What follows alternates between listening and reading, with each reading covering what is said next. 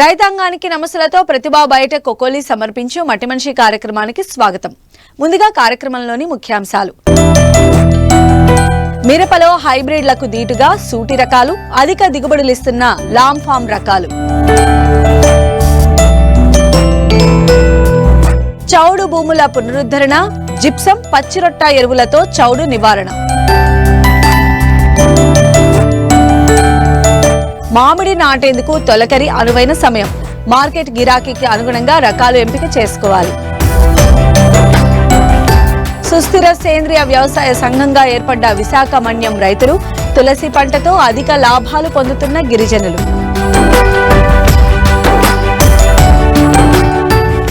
సుగంధ ద్రవ్య పంటగా పేరుగాంచిన మిరప ఆంధ్రప్రదేశ్ రాష్ట్రంలో ప్రధాన వాణిజ్య పంటగా విరాజిల్లుతోంది. 20 లక్షల ఎకరాల సాగు విస్తీర్ణంతో మన దేశం మిరప ఉత్పాదకతతో ప్రపంచంలో ద్వితీయ స్థానంలో ఉంది. ప్రస్తుతం తెలుగు రాష్ట్రాల్లో హైబ్రిడ్ మిరప రకాలు రాజ్యమేలుతున్నాయి. వీటిలో అధిక దిగుబడినిచ్చే సామర్థ్యం ఉన్నప్పటికీ అంతే స్థాయిలో సమస్యలు పెరిగిపోవడంతో రైతులు అనేక కష్ట నష్టాలు ఎదుర్కొంటున్నారు. చీడపీడల సమస్య తక్కువగా ఉండే సూటి మిరప రకాలను నిర్లక్ష్యం చేయడం కూడా దీనికి కారణంగా కనిపిస్తోంది. సాగు ఖర్చులను తగ్గిస్తూ హైబ్రిడ్లకు దీటుగా దిగుబడినిచ్చే మిరప రకాలు రూపొందించడంలో గుంటూరు జిల్లా లాం ప్రాంతీయ వ్యవసాయ పరిశోధనా స్థానంకు మంచి పేరుంది. ఇక్కడ నుంచి రైతుల ఆదరణ పొందుతున్న మిరప రకాల గురించి ఇప్పుడు తెలుసుకుందాం. ఎగుమతి ప్రాధాన్యంతో ఏటా 5,000 కోట్ల విదేశీ మారక ద్రవ్యాన్ని ఆర్జించే ఎర్ర బంగారంగా పేరుగాంచింది మిరప. ఆంధ్రప్రదేశ్, తెలంగాణ జిల్లాల్లో విరివిగా సాగవుతున్న ఎండుమిరప కోసం ఈ పంటను రైతులు ఖరీఫ్, రబీ సీజన్లో ఎక్కువగా సాగు చేస్తున్నారు. ముఖ్యంగా ఆంధ్రప్రదేశ్లో 3.5 లక్షల ఎకరాల విస్తీర్ణంతో దేశంలో అత్యధిక మిరప ఉత్పాదకత కలిగిన రాష్ట్రంగా ప్రథమ స్థానంలో ఉంది. అయితే గత 3 సంవత్సరాలుగా సాగు ఖర్చులు విపరీతంగా పెరగటం, చీడపీడల బెడద ఎక్కువైపోవడంతో రైతులకు లాభాలు తగ్గిపోయాయి. ముఖ్యంగా మిరపపై వైరస్ దాడి రైతుకు కంటి మీద కునుకు లేకుండా చేస్తోంది. గతేడాది వైరస్ వల్ల అనేక ప్రాంతాల్లో నాటిన 2-3 నెలలకే పంటను తీసేయాల్సిన పరిస్థితి ఏర్పడింది. అధిక దిగుబడినిచ్చే హైబ్రిడ్ రకాల సాగు వైపు రైతులు మొగ్గు చూపడం, వీటిలో వైరస్ ను తట్టుకునే రకాలు లేకపోవడం వల్ల మిరప సాగులో లాభ నష్టాల మాట పరిపాటిగా మారింది. మిరపలో అధిక దిగుబడి సామర్థ్యం ఉన్న అనేక సూటి రకాలను శాస్త్రవేత్తలు రూపొందించినప్పటికీ వీటి సాగు పరిమితంగా ఉంది. సూటి రకాల్లో ఎరువుల వాడకం తక్కువ ఉండటం వల్ల చీడపీడల సమస్య తక్కువ ఉంటుంది. దీనివల్ల సాగు ఖర్చులు కూడా అదుపులో ఉంటాయి. వీటిలో కొన్ని రకాలు హైబ్రిడ్లకు దీటుగా దిగుబడినిస్తున్నాయి. గుంటూరు జిల్లా లాం ప్రాంతీయ వ్యవసాయ పరిశోధనా స్థానం నుండి అనేక మిరప రకాలను శాస్త్రవేత్తలు రూపొందించారు. ఈ ఖరీఫ్లో వీటి సాగు ద్వారా రైతులు మంచి ఫలితాలు సాధించవచ్చని సూచిస్తున్నారు మిరప విభాగం ప్రధాన శాస్త్రవేత్త డాక్టర్ శారద. ముఖ్యంగా ఈ లామ్ ఫామ్ నుంచి విడుదలైనటువంటి G3, G4, G5, CA 960 అంటే సింధూర్ రకము, అపన్న, LCA 334, LCA 206, LCA 305 రకాలు, LCA 353 రకాలు ఎక్కువ విస్తీర్ణంలో గతంలో సాగు చేయడం జరిగింది.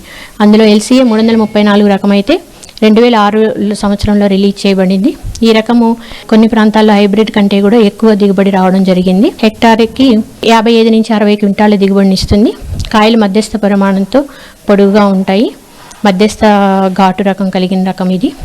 ఆ తర్వాత LCA 353 అనే రకము 2009లో విడుదల చేయబడింది. ఇది రకము LCA 334 కంటే కూడా త్వరగా కోతకు వస్తుంది. ఎక్కువగా మనకి తేలికపాటి నేలల్లో సాగు చేయడానికి అనుకూలంగా ఉంటుంది. ఎందుకంటే ఈ మొక్కలు కొంచెం గుబురుగా ఉంటాయి కాబట్టి తేలికపాటి నేల, ముఖ్యంగా శ్రీకాకుళం, విజయనగరం, వైజాగ్ జిల్లాల్లో సాగు చేయడానికి అనుకూలంగా ఉంటుంది.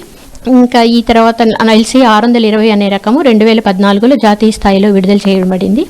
ఈ రకం ముఖ్య అడ్వాంటేజ్ ఏంటంటే ఇది మధ్యస్థ కాల పరిమితి రకం. 170 నుంచి 190 రోజుల కాల పరిమితితో కలిగి కాయలు మధ్యస్థ పొడుగుతో 8 నుంచి 10 సెంటీమీటర్ల పొడుగు, 3 నుంచి 4 సెంటీమీటర్ల చుట్టుకలతో కొంచెం లావుగా ఉంటాయి. హెక్టార్కి ఈ రకము 60 నుంచి 65 క్వింటాల దిగుబడిని ఇవ్వడం జరుగుతుంది. అంతేకాకుండా ఈ రకానికి వచ్చిన ముఖ్య అడ్వాంటేజ్ ఏంటంటే మనకి కాయలు మధ్యస్థ ఘాటుతో మంచి ఆకర్షణీయమైన ఎరుపు రంగుతో ఉంటాయి. అంతేకాకుండా కాయ మొదటి కోత నుంచి చివరి కోత వరకు కూడా కాయ పరిమాణంలో ఎటువంటి మార్పులు లేకుండా ఉంటాయి. కాయ కూడా పొడుగుగా లావుగా ఉండడం వల్ల కోత కోయడానికి అనుకూలంగా ఉంటుంది. సరైన యాజమాన్య పద్ధతులు పాటించినట్లయితే రైతుల పొలంలో ఈ రకము ఎకరానికి 30 నుంచి 35 క్వింటాల దిగుబడి కూడా గుర్తించడం జరిగింది. ఇటీవలి కాలంలో లామ్ ఫామ్ నుండి కొన్ని కొత్త మిరప వంగడాలను కూడా విడుదల చేశారు. వీటిలో రకాలతో పాటు హైబ్రిడ్లు కూడా ఉండటం విశేషం. ఈ మధ్య కాలంలో విడుదలైన రకము LCA 625. ఈ రకం కాయలు 10 సెంటీమీటర్ల పొడుగుతో 2 నుంచి 3 సెంటీమీటర్ల చుట్టుకలతో మధ్యస్థ పరిమాణంలో ఉంటాయి. కాల పరిమితి వచ్చేసరికి 190 నుంచి 210 రోజులు ఆ కాల పరిమితి కలిగిన రకము. కాయలు మంచి ఆకర్షణీయమైన ఎరుపు రంగుతో ఎక్కువ ఘాటు కలిగి ఉంటాయి.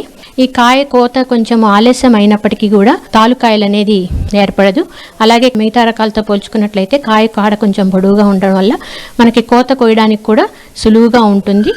అట్లాగే 2-3 నెలల వరకు కూడా కాయ రంగు కోల్పోకుండా నాణ్యమైన రకము. ఈ రకం కూడా ఎకరానికి రైతుల పొలాల్లో 30 నుంచి 35 క్వింటాల దిగుబడి రావడం జరిగింది. అంతేకాకుండా ఈ మధ్య కాలంలో LCH 111 అనే హైబ్రిడ్ రకాన్ని కూడా లాంఫామ్ నుంచి విడుదల చేయడం జరిగింది.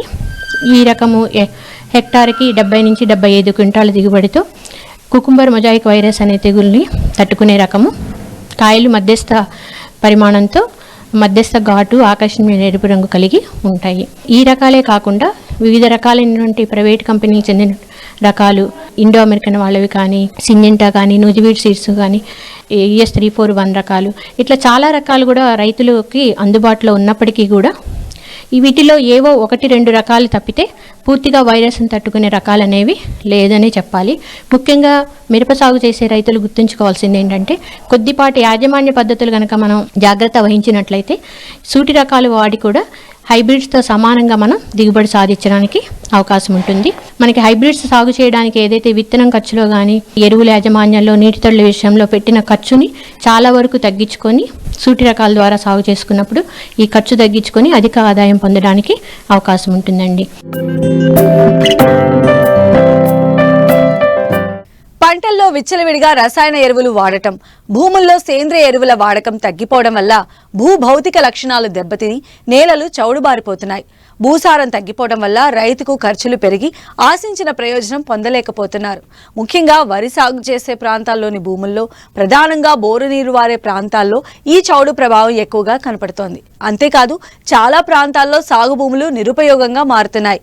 కొన్ని యాజమాన్య పద్ధతులు పాటించినట్లయితే చౌడు భూములను సాగుకు అనుకూలంగా మార్చుకోవచ్చని తెలియజేస్తున్నారు భద్రాద్రి కొత్తగూడెం జిల్లా కృషి విజ్ఞాన కేంద్ర శాస్త్రవేత్త డాక్టర్ రాయల శ్రీనివాసరావు.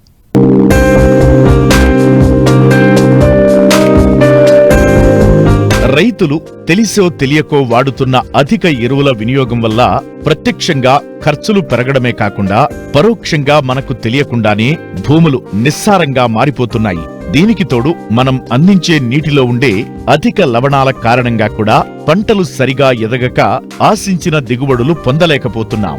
సాధారణంగా భూమిలో ఉండే కొన్ని రకాల లవణాల వల్ల భూమి పైభాగంలో తెల్లని లేదా బూడిద రంగులో పొరలు ఏర్పడుతూ ఉంటాయి. వీటినే చౌడు భూములు అంటారు. వీటిలో ప్రధానంగా తెల్ల చౌడు, కారు చౌడు ఎక్కువగా కనబడుతుంటాయి.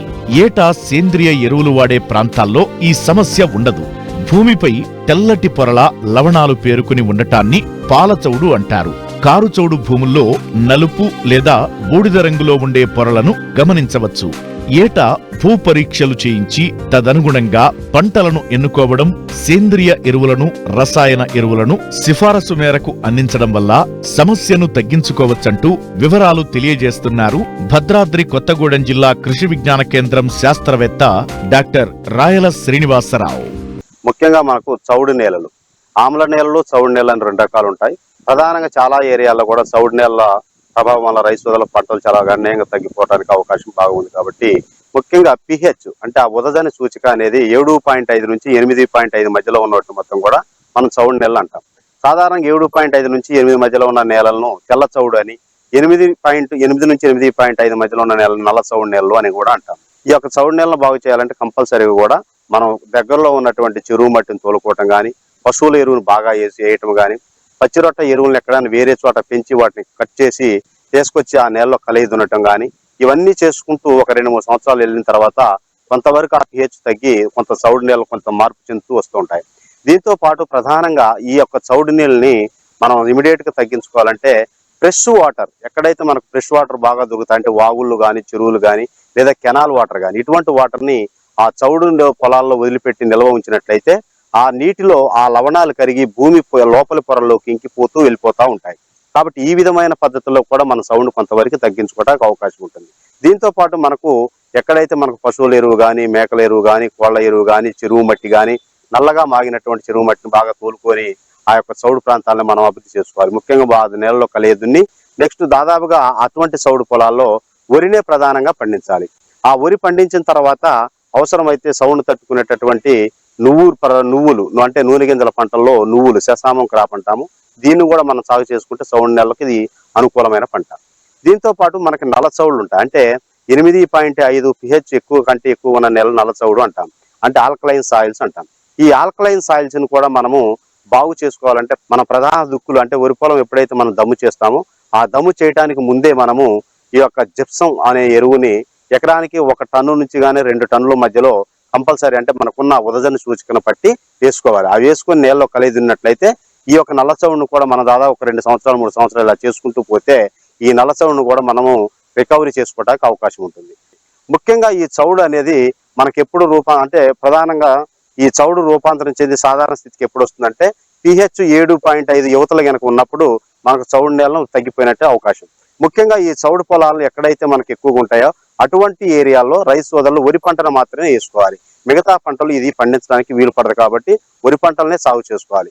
ముఖ్యంగా ఈ చౌడు పొలాలు ఎక్కడైతే ఉన్నాయో ఆ రైతు సోదరులు కంపల్సరీ కూడా ఆ భూసార పరీక్ష కంపల్సరీ ముందు చేయించాలి. అంటే దానిలో లవణాల శాతం ఎంత ఉంది, అది తెల్ల చౌడ నల్ల చౌడ, అదే విధంగా దానిలో ఉదజన సూచికతో పాటు ఎలక్ట్రికల్ కండక్టివిటీ ఈసీ అంటాం, అది 1.25 ఉందా 1.5 వరకు ఉందా కూడా రైతు సోదరులు తెలుసుకొని దాని ఆధారంగా మనం ఎరువులు సిఫార్సు కానీ అదేవిధంగా మనకు ఈ యొక్క ఆర్గానిక్ మ్యాటర్స్ యాడ్ చేసుకోవటం కానీ మనం చేసుకున్నట్లయితే ఈ యొక్క చౌడు పొలాలను కూడా మనం పునరుద్ధరించుకోవడానికి అవకాశం ఎక్కువగా ఉంటుంది.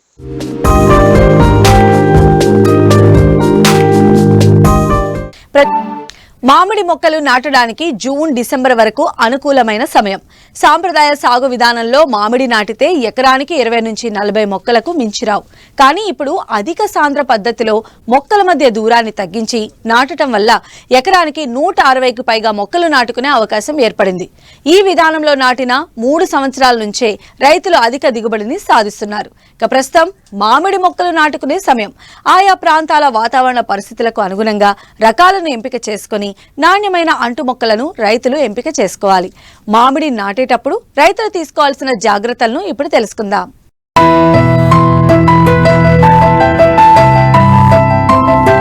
మామిడి తోటల సాగుకు అన్ని రకాల నేలలు అనుకూలంగా ఉంటాయి. కానీ లోతు ఎక్కువ ఉన్న నేలల్లో వేర్లు విస్తారంగా వ్యాపించి చెట్లు బాగా అభివృద్ధి చెందుతాయి. దీర్ఘకాలం పాటు మంచి ఫలసాయాన్ని ఇస్తాయి. చౌడు, ఉప్పు, సున్నం, నీరు నిల్వ ఉండే బరువైన నల్లరేగడి నేలలు మామిడి సాగుకు అనుకూలం కాదు. ఆయా ప్రాంతాల మార్కెట్ డిమాండ్ను దృష్టిలో పెట్టుకుని మామిడి రకాలను ఎంపిక చేసుకోవాలి. సాధారణంగా మామిడిలో కోత రకాలు, రసభరిత రకాలు, కోతతో పాటు జ్యూస్కు పనికొచ్చే రకాలు, పచ్చడి రకాలు అందుబాటులో ఉన్నాయి. కోత రకాల్లో బంగినపల్లి, హిమాయత్, దశేరి, కేసర్ రకాలను ఎంపిక చేసుకోవచ్చు. రసభరిత రకాల్లో చిన్న రసం, పెద్ద రసం, చెరకు రసం రకాలు ఉన్నాయి. కోతతో పాటు జ్యూస్కు పనికొచ్చే రకాల్లో మల్లిక, తోతాపురి, ఇక ఆఫ్ సీజన్లో సైతం అంటే వేసవితో పాటు శీతాకాలంలో దిగుబడినిచ్చే పునాస రకాలను సాగు చేసే రైతాంగం రాయల్ స్పెషల్, బారామాసి, తంబువ వంటి రకాలను ఎంచుకోవాలి. మార్కెట్ డిమాండ్ ఉన్న రకాలను అధిక విస్తీర్ణంలో సాగు చేసి మిగతా రకాలను కూడా కలిపి సాగు చేసుకుంటే రైతు మంచి ఆర్థిక ఫలితాలు సాధించవచ్చు. నాణ్యమైన అంటు మొక్కలను నమ్మకమైన నర్సరీల నుండి ఎంపిక చేసుకోవాలి. మొక్కల వయసు కనీసం 8 నెలలు ఉండాలి. మొక్కలను కొనుగోలు చేసేటప్పుడు వేరుమూలం, సయాను బాగా అతికి ఉన్న మొక్కలను ఎన్నిక చేసుకోవాలి. వేరుమూలంపై కొత్త చిగుర్లు లేని మొక్కలను నాటేందుకు ఉపయోగించాలి. సంప్రదాయ పద్ధతిలో మామిడి నాటితే ఎకరానికి 20 నుంచి 40 మొక్కలు మించిరావు. వీటి నుంచి ఆశించిన దిగుబడి పొందాలంటే 10 సంవత్సరాల సమయం పడుతుంది. అదే అధిక సాంద్ర పద్ధతిలో అంటే మొక్కల మధ్య ఎటు చూసినా 7.5 by 7.5 మీటర్ల ఎడంతో నాటితే ఎకరానికి 71 మొక్కలు వస్తాయి. అదే 5x5 మీటర్ల ఎడంతో నాటితే ఎకరానికి 160 మొక్కలు వస్తాయి. ఇంకా దూరం తగ్గించి ఎకరానికి 180-220 మొక్కలు నాటుకునే అవకాశముంది. ఈ విధంగా హైడెన్సిటీ పద్ధతిలో నాటుకుని ఏటా కొమ్మ కత్తిరింపుల ద్వారా మొక్కల ఎత్తును నియంత్రిస్తే మంచి దిగుబడి సాధించే వీలుంది. మొక్కలు త్వరగా నాటుకుని అభివృద్ధి చెందడానికి తక్కువ వర్షపాతం ఉన్న ప్రాంతాల్లో జూన్ జూలై మాసంలోనూ, ఎక్కువ వర్షపాతం గల ప్రాంతాల్లో నవంబర్ డిసెంబర్ మాసాల్లో నాటడానికి అనుకూలం. మామిడి మొక్కలు నాటుకునే నెల ముందు గుంతలు తీయాల్సి ఉంటుంది. 1 మీటర్ పొడవు, వెడల్పు, లోతు ఉండేటట్లుగా గుంతలు తవ్వాలి. నాటడానికి ముందు 50 కిలోలు బాగా చివికిన పశువుల ఎరువు, 2 కిలోల సింగిల్ సూపర్ ఫాస్ఫేట్, చెదలు రాకుండా 100 గ్రాముల ఫాలిడాల్ పొడిని తవ్విన మట్టిలో కలిపి గుంతలు నింపాలి. తరువాత మొక్కలను పాలిథిన్ కవర్లను చింపి నాటాలి. అంటు మొక్కను మట్టిగడ్డతో సహా తీసి వేర్లు కదిలించకుండా గుంత మధ్యలో నాటి గాలిపోకుండా మట్టిని గట్టిగా నొక్కాలి. మొక్క కదలకుండా చిన్న కొయ్యపాతి కదలకుండా కట్టాలి. నాటిన వెంటనే 1.5 అడుగుల వెడల్పు పాదులు చేసి నీరు ఇవ్వాలి. నిర్దేశించిన దూరంలో మొక్కల మధ్య ఎడం పాటించాలి. తరువాత 8 నుంచి 10 రోజులకొకసారి వర్షాలు లేనప్పుడు నీరు పోసి 2 సంవత్సరాల వరకు మొక్కలను సంరక్షించాలి. హైడెన్సిటీ విధానంలో మామిడి నాటిన 5వ సంవత్సరం నుండి రైతుకు ఆర్థిక ఫలితాలు ఆశాజనకంగా ఉంటాయి. మొదటి 3-4 సంవత్సరాలు అంతర పంటల సాగుతో ఆదాయం పొందవచ్చు.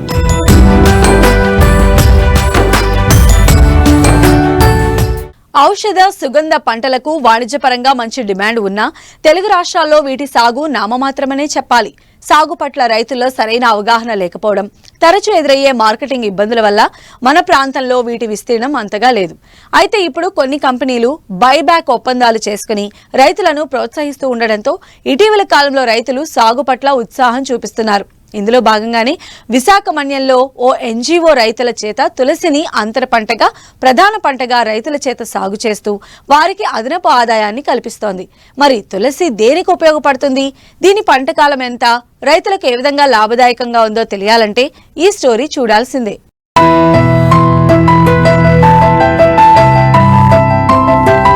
తులసి మొక్కను ఔషధ గుణాల నిధిగా చెబుతారు. తులసి మొక్క ఉన్న ఇంటిని తీర్థస్థలమని, తులసి కోట ఉన్న ప్రదేశం గంగా తీరంతో సమానమైన పవిత్రతను కలిగి ఉంటుందని అనాదిగా పెద్దల నమ్మకం. హిందూ సంస్కృతి సంప్రదాయాల్లో అత్యంత పవిత్రమైన మొక్కగా దీన్ని కొలుస్తారు. పూజలు, పుణ్యకార్యాల్లో తులసి మొక్కను విరివిగా ఉపయోగిస్తారు. వేలాది సంవత్సరాలుగా ఆయుర్వేదంలో తులసి ఒక ముఖ్యమైన ఔషధం. శరీరంలో వివిధ ప్రక్రియలను సమతుల్యం చేస్తూ మానసిక ఒత్తిడిని తగ్గించి ఆయుర్శుద్ధి కలిగించే గుణాలు తులసిలో మెండుగా ఉన్నాయి. తులసి ఆకుకు వ్యాపార విలువ పెరగడంతో విశాఖ జిల్లా చింతపల్లి మండలంలోని ఏజెన్సీ ప్రాంతాల్లోని గిరిజన రైతులతో వాణిజ్య సరళిలో సాగు చేయిస్తోంది సుస్థిర సేంద్రియ వ్యవసాయ సంఘం.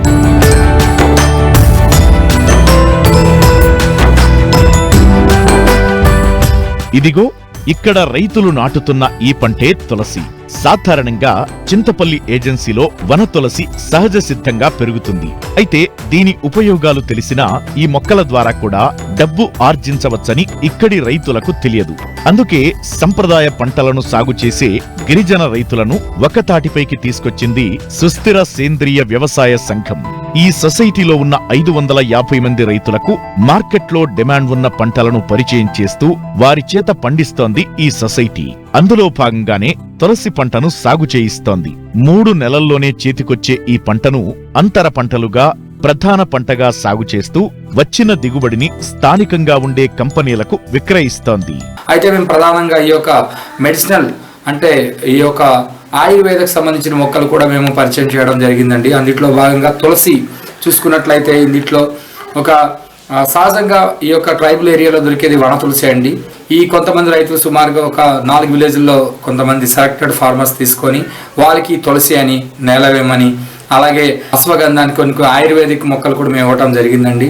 ఈ యొక్క విత్తనాలు ఇచ్చి వాళ్ళకి గ్రోత్ చేయించి ఈ యొక్క తులసి విషయంలో చెప్పుకోవాలనుకున్నట్లయితే ఇది 3 నెలలు పంట అండి. ఇది 3 నెలల్లో ఇది మనకు కటింగ్కి అందుబాటులో వస్తుందండి. అలాగే ఇది 3 కటింగ్లు తీసుకోవడానికి అవకాశం ఉంది. ఈ యొక్క రైతులకి మేము సూచించేది ఏంటంటే ఒక కటింగ్ సుమారుగా ఎకరాకు మనకు ఒక 120 కేజీల వరకు మనకు రావడం జరుగుతూ ఉందండి. అయితే ఈ ఎండింది మనకు 120 కేజీలు మనకు తీసుకోవటం వలన ఇది సుమారుగా ఒక 60 రూపాయల నుంచి 65 రూపాయల వరకు ఈ తులసి ఒక కేజీ అమ్మటం జరుగుతూ ఉందండి.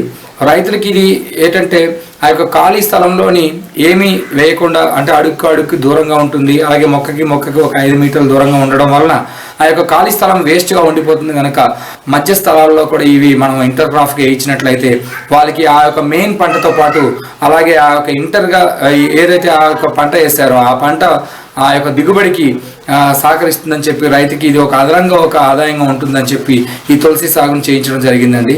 అలాగే ఈ తులసిని కూడా కొంతమంది కొన్ని కంపెనీలకి మనం విక్రయించినట్లయితే దీన్ని టీ ఫ్లేవర్ కూడా మనం ఆ యొక్క సువాసనకు కూడా వాడటం జరుగుతూ ఉందండి ఈ తులసిని.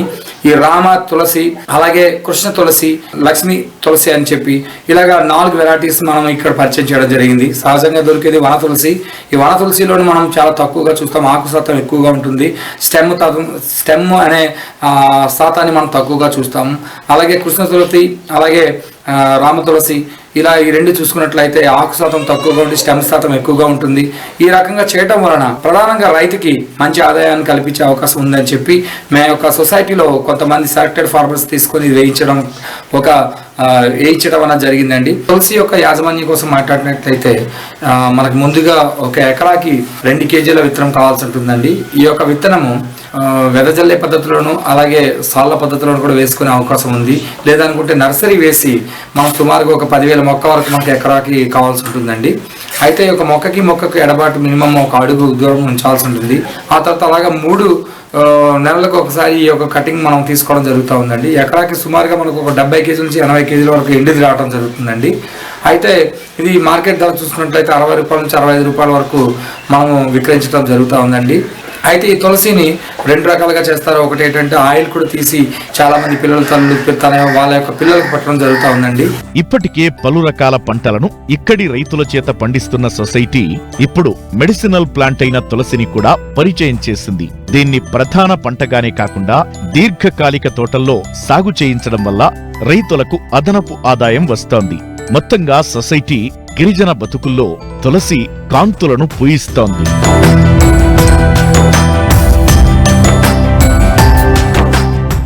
మరిన్ని ఆసక్తికరమైన విశేషాలతో ప్రతిభా బయట కొక్కలి సమర్పించు మట్టి మనిషి కార్యక్రమంలో మళ్ళీ కలుసుకుందాం. అంతవరకు సెలవు, నమస్కారం.